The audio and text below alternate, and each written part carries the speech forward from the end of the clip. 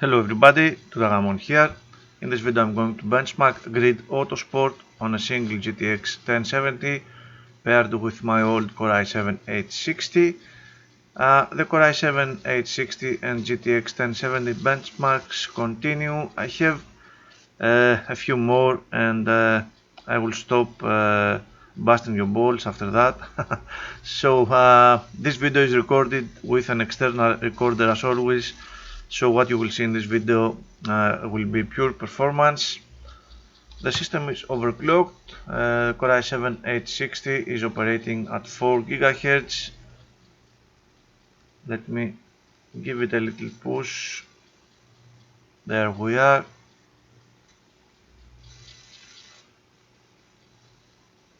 GB of memory, and the graphics card is a single GTX 1070 made by KFA2. It is the EX model. Latest forks were installed, and it is also a little overclocked in order to reach 2 GHz of core clock.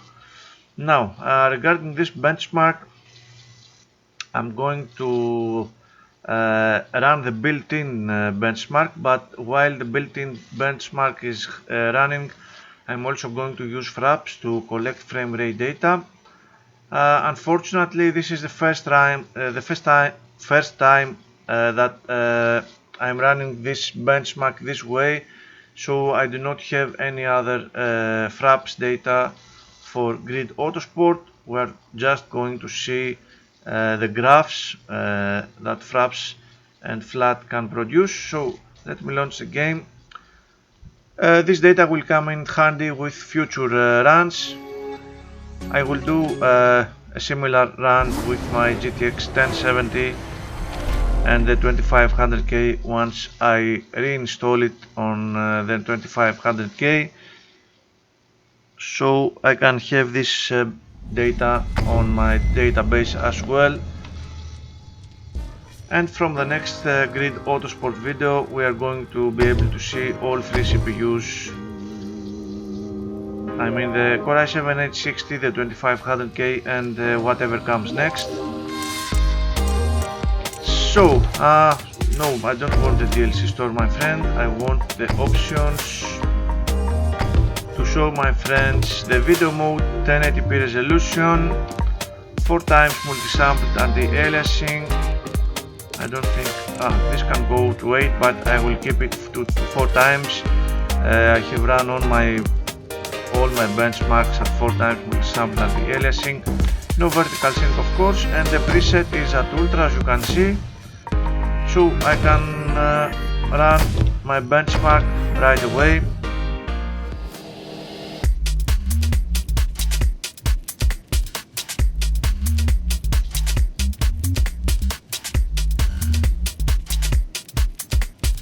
This game is quite CPU limited, especially during the first run.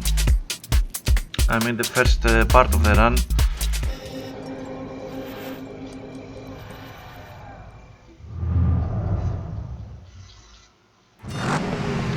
I'm starting the benchmark.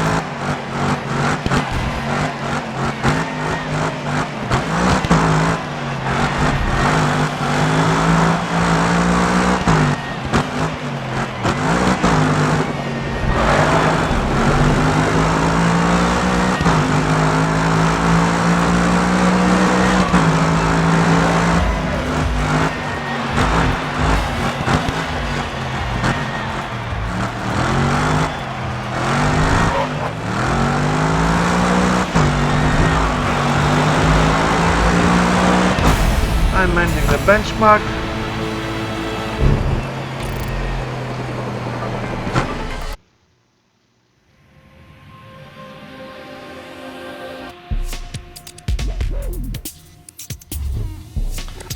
Now let's see, 125, okay.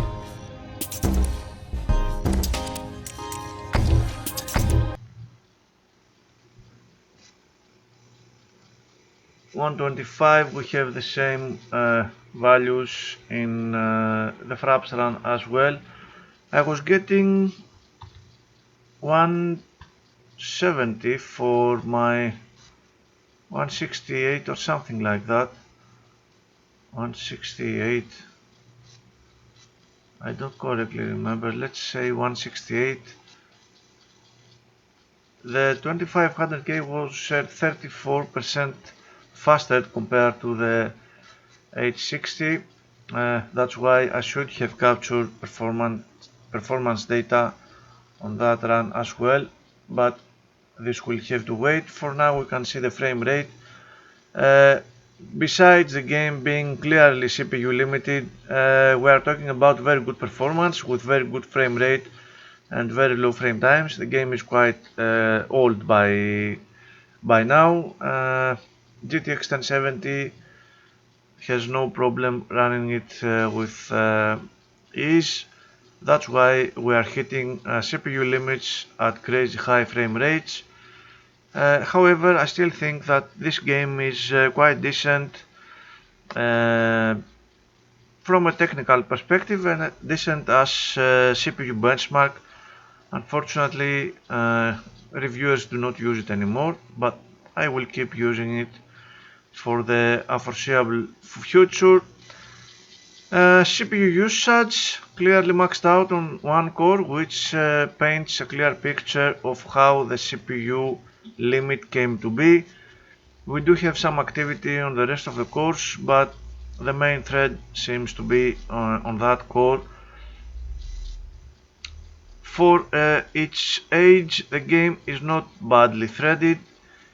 It could be a little better, but come on, I have seen recent games like Forza Horizon 3 that are way worse than Grid Autosport in multi-threading.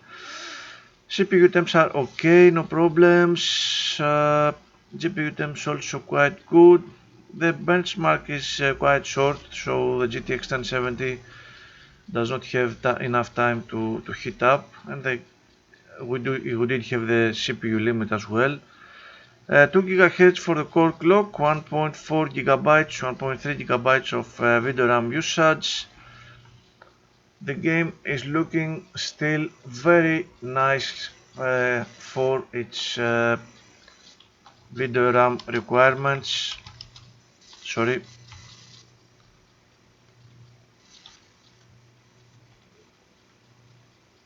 Ultra. MSA. GTX 1070 plus i7-860. Yes, I want my local drive now. Thank you very much.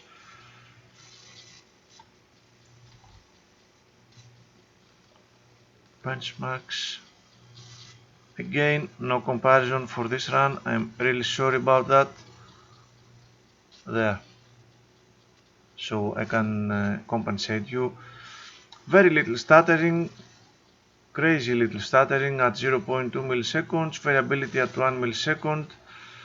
7.8 milliseconds for the average. Good frame rate.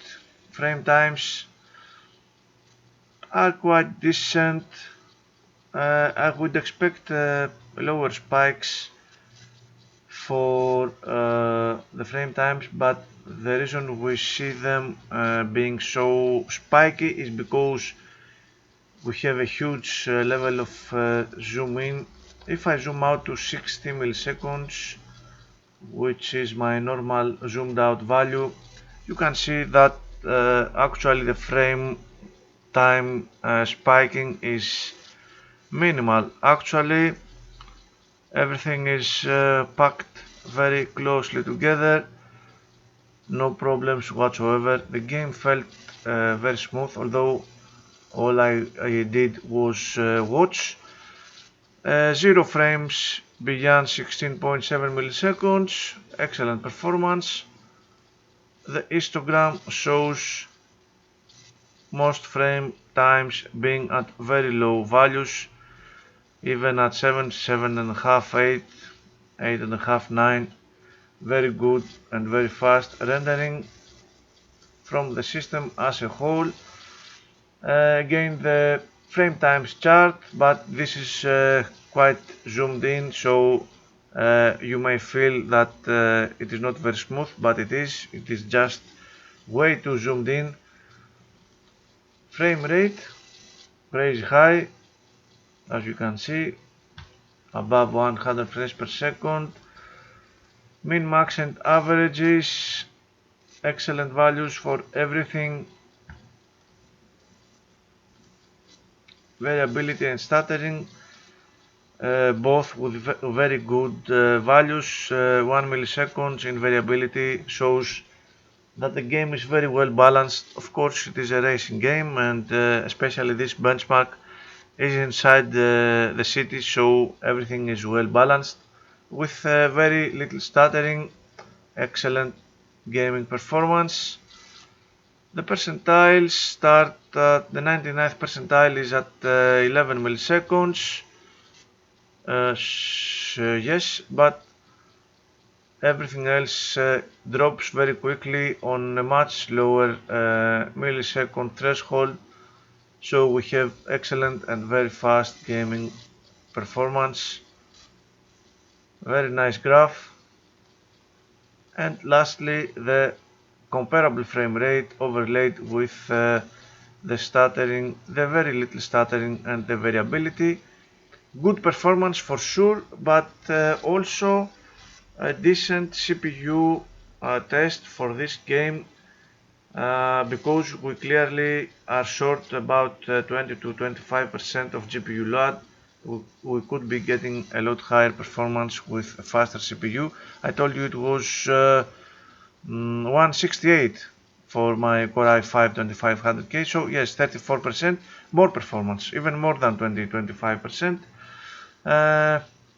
Thank you very much for watching, my friends. I hope you find my findings quite interesting. I will see you in my next video. Thank you very much for watching.